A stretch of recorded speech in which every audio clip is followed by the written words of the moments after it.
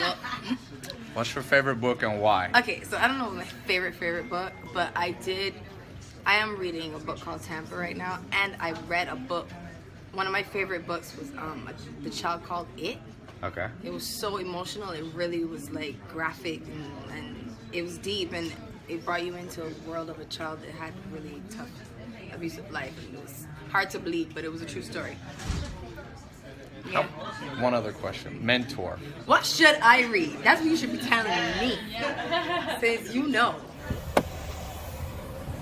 Headed to the World Series. Taking the Challenger jet. I was doing the Rob Report car judging, so I had to take this so we can get there in 4.5 hours. In the car, I was listening to some Rihanna songs, and it reminded me of something. It reminded me of how impressed I was with Rihanna when I met her. One of the impressive things about Rihanna to me was that, you know, she's one of the most popular people in the world. If anybody could be cocky, you know, and not be interested in other people, it'd be her. Well, the first thing, if you see my interview with her, that she said to me, I started out and I said, Rihanna, you know, what's your favorite book? And she started to talk, and then she caught herself and said, wait a sec, Tai, you're the book guy. What's your favorite book? And you see, I can't tell you how many people who have accomplished less than Rihanna, okay, are so much cockier than her. See, that question is a sign of true humility. When you realize you don't have all the answers and that someone else does, and that you also, in the 67 steps, I talk about how you have to know who's in the room.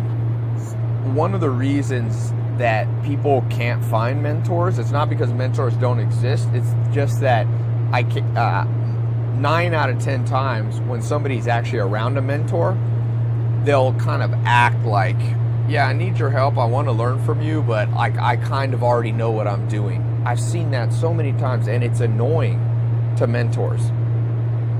If one of my mentors has been doing real estate for 40 or 50 years, when I talk to him about real estate, I'm like, I know nothing. Even though I do know, but in comparison to him, I haven't even been alive that long. So I give him what's called deference, respect.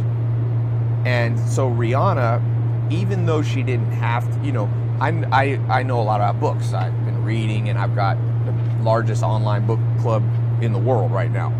So it's not like she's kissing up to me. It's just she has respect for other people's areas of expertise. And instead of her just talking away, she listens. One of the lessons I learned when I was young, I was with about 4 mentors. They were all together in Mississippi. Alan Nation, Joel Salatin, Dr. Gordon Hazard, the guy named Gary Townsend, and they were having a little private dinner, and they invited me. I was still a teenager, and I remember I talked the whole time, and at the end, Alan Nation just pulled me aside, and he said, Tai, sometimes you don't have anything to say, and he just kind of laughed and walked off. And I read between the lines, what he was trying to say is, Tai, you were at a table with 4 people who are 20, 30 years ahead of the success that you have, that you want to get to. Why would you talk a lot?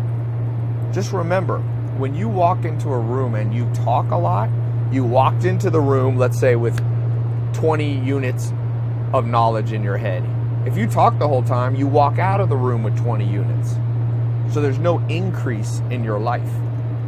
You don't increase the value and the understanding that you have. If you walk into the room and don't talk much at all, you have 20 units in your brain, but then you get information, insight from all the other people in the room, and you walk out of the room with another 20 units. So now you got 40 units. That's called a win-win situation. And that's what Rihanna did. Even though she could have just sat there and talked the whole time. And of course, it's okay to have back and forth. Doesn't mean you have to be silent. But she started out, and what I thought was interesting is that was her gut feeling. That's her impulse of how she acts naturally.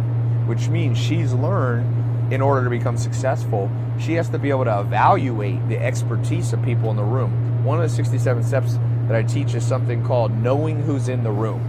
You can't act the same around everybody. It doesn't mean you have to be disingenuous or not, authentic. You don't have to become a different person. But if I walk in the room with the President of the United States, I'm going to act differently than if I walk in the room, with somebody who's an intern for my company. And there's nothing wrong with that. Don't listen to anybody that says, because that's respect for what people have done.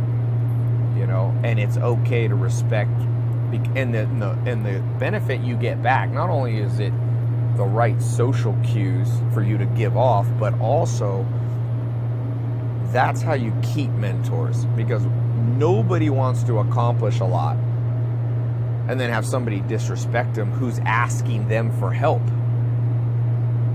Why would a mentor, if you want a business mentor, let's say they're already made, a millionaire or a billionaire or whatever your criteria is for your mentor, well, they already accomplished it. So they're here they've had the years and the time and the accomplishments there.